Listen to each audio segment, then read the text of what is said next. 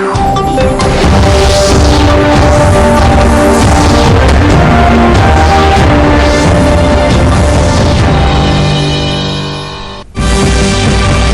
ক্ষয়ক্ষতিৰ বুজ লোৱাৰ উদ্দেশ্যে কেন্দ্ৰীয় চৰকাৰৰ ছজনীয়া দলৰ কাইলৈ অসম ভ্ৰমণ।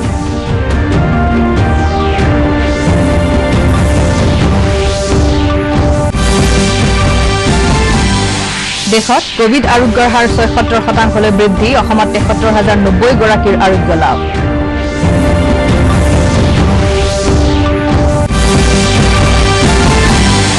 কোভিড-19ৰ পৰিপ্ৰেক্ষিতত চলিত বৰ্ষত উচ্চতৰ মাধ্যমিক শ্ৰেণীৰ পাঠ্যক্ৰম ৩০% হ্ৰাস কৰাৰ বাবে অসম উচ্চতৰ মাধ্যমিক শিক্ষা সংসদৰ সিদ্ধান্ত। বছৰি ৪০ লাখ টকা পৰ্যন্ত ব্যৱসায় কৰা লোকসকলক জিএছটিৰ পৰা ৰেহাই।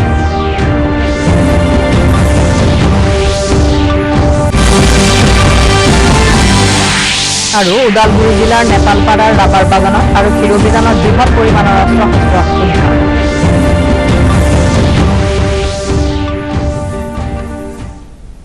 নমস্কাৰ, সন্ধিয়া বাতৰিৰ সৈতে ষ্টুডিঅ'ত মই ভনিতা। এতিয়া বিতং বাতৰি। ৰাজ্যখনত শেহতীয়া বানৰ ফলত হোৱা ক্ষয় ক্ষতিৰ বুজ লোৱাৰ উদ্দেশ্যে কেন্দ্ৰীয় চৰকাৰৰ এটা ছজনীয়া প্ৰতিনিধি দল কাইলৈ অসম ভ্ৰমণলৈ আহিব। ৰাজহ বিভাগৰ আয়ুক্ত সচিব MS মণিবন্দনে দূৰদৰ্শনক জনোৱা মতে এই দলটোৱে ৰাজ্যৰ শেহতীয়া বানত ক্ষতিগ্ৰস্ত জিলাসমূহ ভ্ৰমণ কৰি ক্ষয় ক্ষতিৰ বুজ ল'ব। তিনিদিনীয়া কাৰ্যসূচীলৈ অসমলৈ আহিবলগীয়া এই দলটোৱে ৰাজ্য চৰকাৰৰ শীৰ্ষ বিষয়াসকলৰ সৈতে আলোচনাত মিলিত হৈ পৰিস্থিতিৰ বুজ ল'ব। কালি গভৰ্ণমেণ্ট অফ ইণ্ডিয়াৰ পৰা এটা চেণ্ট্ৰেল টিম আহিব বানপীড়িত এলেকাত ভিজিট কৰি আৰু আমাৰ যোৱা বানপানীত হোৱা ডেমেজবিলাক ফ্লাড ডেমেজবিলাক এছেছ কৰিবৰ কাৰণে আৰু এই টিমটো বিভিন্ন জিলাত ভিজিট কৰি তাত হোৱা ডেমেজখিনি এছেছ কৰি গভৰ্ণমেণ্ট অফ ইণ্ডিয়াক ৰিপৰ্টটো ছাবমিট কৰিব। ইতিমধ্যে যোৱা বানপানীত হোৱা ডেমেজৰ এছেছমেণ্ট ওপৰত এটা ইণ্টাৰিম ফ্লাড মেমৰেণ্ডাম আমি গভৰ্ণমেণ্ট অফ ইণ্ডিয়াক ছাবমিট কৰিছোঁ আৰু এই মেমৰেণ্ডামৰ ওপৰতো কথা আলোচনা হ'ব আৰু বিভিন্ন ডিপাৰ্টমেণ্টৰ লগত অহাকালি তেওঁলোকে ৰিভিউ কৰিব। তাৰপিছত ফিল্ড ভিজিট কৰি ৰাজ্যৰ সমস্যাখিনি নিজে চাই পেলাই এটা প্ৰতিবেদন এটা দাখিল কৰিব। এই প্ৰতিবেদনৰ ওপৰত আমাৰ ফাইনেল মেমৰেণ্ডাম আমি ছাবমিট কৰাৰ পিছত গভৰ্ণমেণ্ট অফ ইণ্ডিয়া আমাক কি ফাণ্ডটো ৰিলিজ কৰিব সেইটোৰ ওপৰত আলোচনা কৰিব পাৰে। দেশত কোভিড-19ত আক্ৰান্ত হৈ আৰোগ্য লাভ কৰা লোকৰ সংখ্যা ৭৬% বৃদ্ধি হৈছে। দেশত সামগ্ৰিকভাৱে আৰোগ্য লাভ কৰা লোকৰ সংখ্যা হ'ল প্ৰায় ২৪ লাখ। যোৱা ২৪ ঘণ্টাত ৬৬,০০০ লোকে আৰোগ্য লাভ কৰিছে। সক্ৰিয়ভাৱে আক্ৰান্ত লোকৰ তুলনাত আৰোগ্য লাভ কৰা লোকৰ সংখ্যা ৩.৪১ গুণ বৃদ্ধি পাইছে। আৰোগ্য হোৱা লোকৰ সংখ্যা বৃদ্ধি পোৱাৰ বিপৰীতে মৃত্যুমুখত পৰা লোকৰ সংখ্যা ক্ৰমাৎ হ্ৰাস পাইছে। দেশত মৃত্যুৰ শেহতীয়া হাৰ ১.৮৪%। স্বাস্থ্য মন্ত্ৰালয়ৰ তথ্য অনুসৰি যোৱা ২৪ ঘণ্টাত দেশখনত ৬০,০০০ লোক নতুনকৈ আক্ৰান্ত হৈছে। ইয়াকে লৈ ৰাজ্যখনত মুঠ আক্ৰান্ত লোকৰ সংখ্যা হ'ল ৩১,৬৭,৩২৪। এই পৰ্যন্ত দেশত সক্ৰিয়ভাৱে আক্ৰান্ত হৈ চিকিৎসাধীন হৈ থকা লোকৰ সংখ্যা ৭,৪০,৩৪৮ গৰাকী। যোৱা এটা দিনত কোভিডত আক্ৰান্ত হৈ ৮৪৮ গৰাকী লোকৰ মৃত্যু হৈছে আৰু ইয়াকে লৈ দেশত মৃত্যু হোৱা মুঠ লোকৰ সংখ্যা হ'ল ৫৮,৩৯০। অসমত যোৱা ২৪ ঘণ্টাত ১,৮৭৯ গৰাকী লোক কোভিড-19ত আক্ৰান্ত হৈছে। ইয়াৰে ভিতৰত কামৰূপ মহানগৰত ৪৭১ গৰাকী, ডিব্ৰুগড়ত ১৪৩, যোৰহাটত ১৩৮ আৰু কাছাৰত ১৩৩ গৰাকী লোক নতুনকৈ আক্ৰান্ত হয়। ইয়াকে লৈ ৰাজ্যখনত মুঠ আক্ৰান্তৰ সংখ্যা হৈছে ৯২,৬১৯ গৰাকী। স্বাস্থ্যমন্ত্ৰী ডঃ হিমন্ত বিশ্ব শৰ্মাই এটা টুইটত সদৰি কৰা অনুসৰি এতিয়ালৈ ৭৩,০৯০ গৰাকী লোক আৰোগ্য হৈছে আৰু ১৯,২৭৪ গৰাকী চিকিৎসাধীন হৈ আছে। মন্ত্ৰী শৰ্মাই টুইটত সদৰি কৰা অনুসৰি এই ৰোগত আক্ৰান্ত হৈ ৰাজ্যখনত মৃত্যু হোৱা লোকৰ সংখ্যা ২৫২ গৰাকীলৈ বৃদ্ধি পায়। কালিৰ দিনটোত নতুনকৈ ১০ গৰাকী লোক মৃত্যুমুখত পৰে। ইয়াৰে কাছাৰত ৩ গৰাকী আৰু কাৰ্বি আংলং, যোৰহাট, ডিব্ৰুগড়, কৰিমগঞ্জ, নগাঁও, কোকৰাঝাৰ আৰু চৰাইদেউত এজনকৈ লোকৰ মৃত্যু হয়। কোভিড আক্ৰান্তৰ সংখ্যা বৃদ্ধি পোৱাৰ পৰিপ্ৰেক্ষিতত ৰাজ্য প্ৰশাসনৰ নিৰ্দেশত বৰাক উপত্যকাৰ ৩খন জিলা ক্ৰমে কাছাৰ, কৰিমগঞ্জ আৰু হাইলাকান্দিত স্থানীয় প্ৰশাসনে ২৭ আগষ্টৰ পৰা ৪ ছেপ্টেম্বৰলৈ ৯ দিনৰ বাবে লকডাউন ঘোষণা কৰিছে। উল্লেখযোগ্য যে বৰাক উপত্যকাত কোভিড আক্ৰান্তৰ সংখ্যা ৩,৮০০ গৰাকীলৈ বৃদ্ধি পাইছে। কাছাৰত ২,৫০০, হাইলাকান্দিত ৫০০ আৰু কৰিমগঞ্জত ৮০০ গৰাকী লোক চিকিৎসাধীন হৈ আছে। সেয়েহে ৯ দিনৰ বাবে ঘোষণা কৰা লকডাউনৰ সময়ছোৱাত উপত্যকাটোৰ সকলোবোৰ দৈনিক সাপ্তাহিক বজাৰ, চৰকাৰী কাৰ্যালয় আদি বন্ধ থাকিব। অৱশ্যে গ্ৰাম্যাঞ্চলত অকলশৰীয়াকৈ থকা দোকান পুৱা ৮ বজাৰ পৰা আবেলি ৪ বজালৈ খোলা ৰখাৰ অনুমতি দিছে। সেইদৰে নিৰ্মাণ খণ্ড, কৃষি ক্ষেত্ৰ আৰু চাহ বাগিচাসমূহ বন্ধৰ পৰা ৰেহাই দিয়া হৈছে।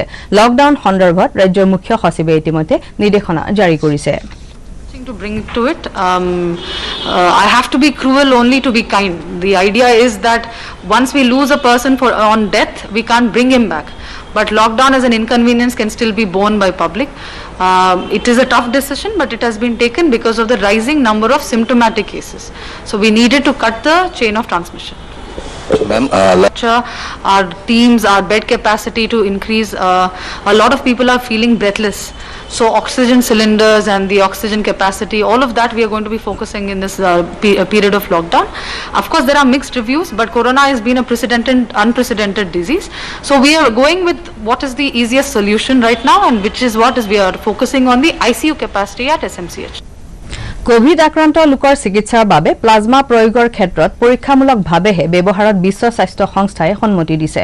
বিশ্ব স্বাস্থ্য সংস্থাৰ মুখ্য বিজ্ঞানী ডক্টৰ সৌম্য স্বামীনাথনে কয় যে প্লাজমা থেৰাপিৰ দ্বাৰা আৰোগ্য লাভ কৰা সন্দৰ্ভত এতিয়াও পৰীক্ষা সম্পূৰ্ণ হোৱা নাই। এই মুহূৰ্তলৈকে সম্পূৰ্ণ ফল লাভ কৰিবলৈ বাকী আছে বুলিও স্বামীনাথনে সদৰি কৰিছে। তেওঁ লগতে কয় যে পৰীক্ষামূলকভাৱেহে প্লাজমা থেৰাপি প্ৰয়োগৰ বাবে বিশ্ব স্বাস্থ্য সংস্থাই সন্মতি দিছে। যোৱা 24 ঘণ্টাত সমগ্ৰ দেশত 9,25,000তকৈ অধিক কোভিডৰ নমুনা পৰীক্ষা কৰা হৈছে। স্বাস্থ্য মন্ত্ৰালয়ৰ তথ্য অনুসৰি এতিয়ালৈ সমগ্ৰ দেশত 3,68,27,520টা কোভিডৰ নমুনা পৰীক্ষা সম্পন্ন হৈছে। ভাৰতীয় চিকিৎসা গৱেষণা পৰিষদৰ সঞ্চালক প্ৰধান বলৰাম ভাৰ্গৱাই সদৰি কৰা অনুসৰি কোভিড প্ৰতিৰোধৰ ক্ষেত্ৰত টেক্স, ট্ৰেচ আৰু ট্ৰিট সূত্ৰ ব্যৱহাৰ কৰা হৈছে। তেওঁ লগতে কয় যে স্থানীয়ভাৱে উৎপাদন কৰা টেষ্টিং কিট ব্যৱহাৰৰ ক্ষেত্ৰত গুৰুত্ব আৰোপ কৰা হৈছে।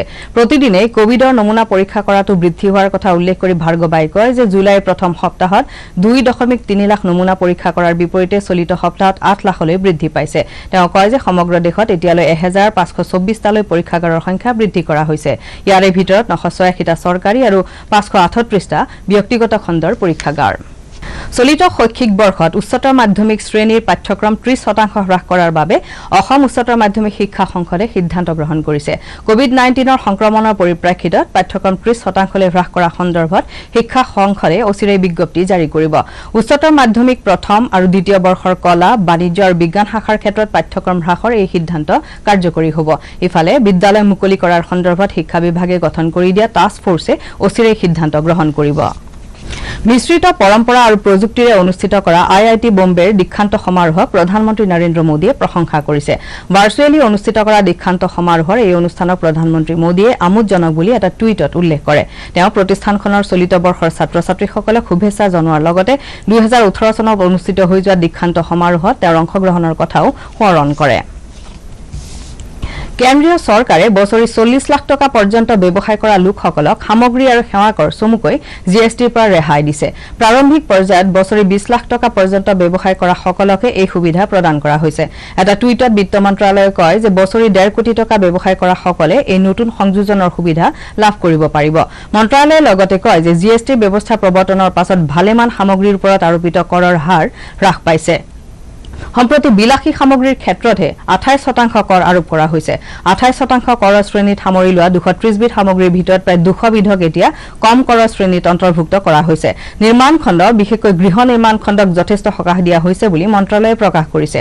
উল্লেখযোগ্য যে সম্প্ৰতি গৃহ নিৰ্মাণ খণ্ডৰ ওপৰত 5% কৰৰ প্ৰযোজ্য হৈ আহিছে।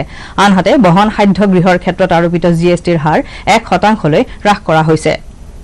মন্ত্ৰালয়ে আৰু কয় যে GST প্ৰৱৰ্তনৰ পাছত কৰদাতাৰ সংখ্যা দুগুণলৈ বৃদ্ধি পাইছে। প্ৰথম অৱস্থাত 65 লাখ কৰদাতাই GST ৰিটাৰ্ণ দাখিল কৰিছিল। অৱশ্যে এনে কৰদাতাৰ সংখ্যা সম্প্ৰতি 1,24 লাখৰো অধিক হৈছে। কোভিড-19ৰ পৰা সৃষ্টি হোৱা পৰিস্থিতিৰ পৰিপ্ৰেক্ষিতত চৰকাৰ, নিয়ন্ত্ৰক আৰু ঔদ্যোগিক ক্ষেত্ৰৰ মাজত এক সমন্বয় সৃষ্টিৰ বিশেষ সুবিধা আহি পৰা বুলি কেন্দ্ৰীয় বিত্তমন্ত্ৰী নিৰ্মলা সীতাৰমণে মন্তব্য কৰিছে। কনফেডাৰেশ্যন অৱ ইণ্ডিয়ান ইণ্ডাষ্ট্ৰী চমুকৈ CII ভাৰ্চুৱেলি অনুষ্ঠিত কৰা অনুষ্ঠানত অংশগ্ৰহণ কৰি বিত্তমন্ত্ৰীগৰাকীয়ে কয় যে কোভিড-19ক প্ৰতিহত কৰা আৰু এই ৰোগৰ পৰা হোৱা সামগ্ৰিক লোকচান পূৰ কৰাৰ বাবে চৰকাৰে কৰা প্ৰতিটো ঘোষণা পদ্ধতিগতভাৱে সংস্কাৰৰ জৰিয়তে ৰূপায়ণৰ ব্যৱস্থা কৰা হৈছে। তেওঁ লগতে কয় যে দেশৰ ঔদ্যোগিক ব্যৱস্থাৰ উপৰিও বেংকসমূহক কেনেধৰণৰ সঁহাৰি জনাব সেই বিষয়ে ৰিজাৰ্ভ বেংকৰ লগত চৰকাৰে আলোচনা কৰি সিদ্ধান্ত লৈছে। তেওঁ কয় যে কোভিড-19 মহামাৰীৰ বাবে পৰ্যটন খণ্ড, আতিথ্য খণ্ড, নিৰ্মাণ খণ্ড আৰু বিমান সেৱা আদিৰ বিস্তৰ ক্ষতি সাধন হৈছে। এই খণ্ডসমূহৰ ভাঙি যোৱা অৰ্থনীতিক শক্তিশালী কৰাৰ বাবে চৰকাৰে যাৱতীয় ব্যৱস্থা ল'বলৈ প্ৰতিশ্ৰুতিবদ্ধ বুলিও মন্ত্ৰীগৰাকীয়ে উল্লেখ কৰে। ওদালগুৰি জিলাৰ নেপালপাৰা গাঁৱৰ ৰাবাৰ বাগানত আৰক্ষীয়ে অভিযান চলাই সোমবাৰে নিশা বৃহৎ পৰিমাণৰ অস্ত্ৰ-শস্ত্ৰ উদ্ধাৰ কৰিবলৈ সক্ষম হয়। ওদালগুৰিৰ উপ আৰক্ষী অধীক্ষক পাহাৰী কোঁৱৰ আৰু ওদালগুৰি থানাৰ ভাৰপ্ৰাপ্ত বিষয়া নাৰায়ণ পটংগীয়াৰ নেতৃত্বত যোৱা আৰক্ষীৰ দলটোৱে বহুকেইটা অত্যাধুনিক পিষ্টল, মেগজিন, সজীৱ গুলী আৰু ডিটনেটৰ আদি উদ্ধাৰ কৰে। উল্লেখযোগ্য যে বিটিচি নিৰ্বাচনৰ পূৰ্বে সঘনে অস্ত্ৰ-শস্ত্ৰ উদ্ধাৰ হোৱাক লৈ জিলাখনত চাঞ্চল্যৰ সৃষ্টি হৈছে। প্ৰধানমন্ত্ৰী নৰেন্দ্ৰ মোদীয়ে তেওঁৰ চিন্তা আৰু ভাৱনাসমূহ মন কী বাত অনুষ্ঠানৰ জৰিয়তে অহা ৰবিবাৰে ৰাইজক অৱগত কৰাব। উল্লেখযোগ্য যে এইটো হ'ব প্ৰধানমন্ত্ৰী নৰেন্দ্ৰ মোদীৰ 68 সংখ্যক মন কী বাত অনুষ্ঠান।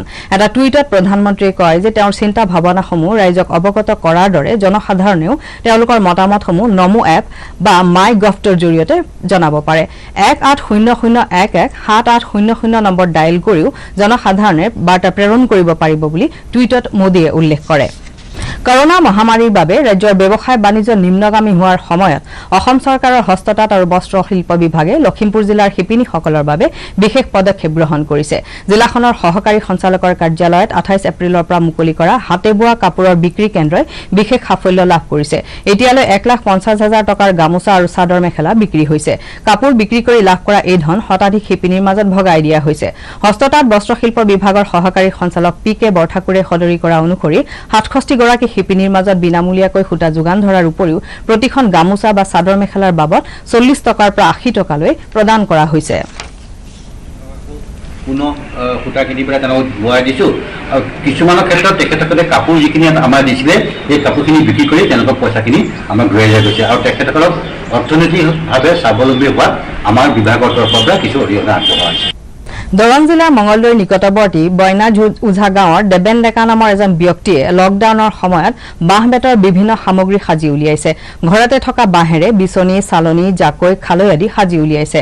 60ৰ ঊৰ্ধৰ ব্যক্তিগৰাকীয়ে বাঁহ বেতৰ সামগ্ৰী বিক্ৰীৰে উপাৰ্জনৰ পথ প্ৰশস্ত কৰাত অঞ্চলটোৰ আদৰ্শ হৈ পৰিছে। দোকান আৰম্ভ কৰিছোঁ আৰু তেতিয়াৰ পৰা মই অলপ লকডাউনৰ সকাহ পাইছোঁ। তাৰ আগত মইতো সকলোখিনি বনাওঁ। তাৰমানে নিষ্কা, চালনী, খৰাহী, মূৰা এইবিলাক চব বাঁহৰ মালৰ প্ৰায় সঁজুলিখিনি মই প্ৰায় জানো। বাতৰি শেষ হোৱাৰ আগতে প্ৰধান বাতৰিসমূহ আকৌ এবাৰ। বানৰ ক্ষয় ক্ষতিৰ বুজ লোৱাৰ উদ্দেশ্যে কেন্দ্ৰীয় চৰকাৰৰ 6জনীয়া দলৰ কাইলৈ অসম ভ্ৰমণ।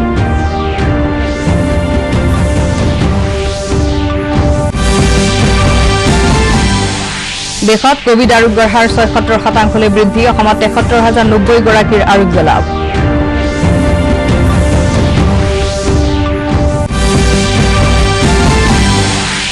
কোভিড-19ৰ পৰিপ্ৰেক্ষিতত চলিত বৰ্ষত উচ্চতৰ মাধ্যমিক শ্ৰেণীৰ পাঠ্যক্ৰম 30% হ্ৰাস কৰাৰ বাবে অসম উচ্চতৰ মাধ্যমিক শিক্ষা সংসদৰ সিদ্ধান্ত। বছৰি 40 লাখ টকা পৰ্যন্ত ব্যৱসায় কৰা লোকসকলক GSTৰ পৰা ৰেহাই।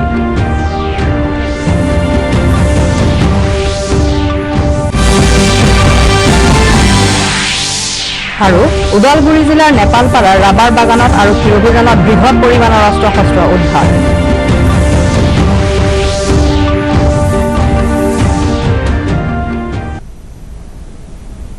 আজি সন্ধিয়া বাতৰি ইমানতে শেষ হ'ল। নমস্কাৰ।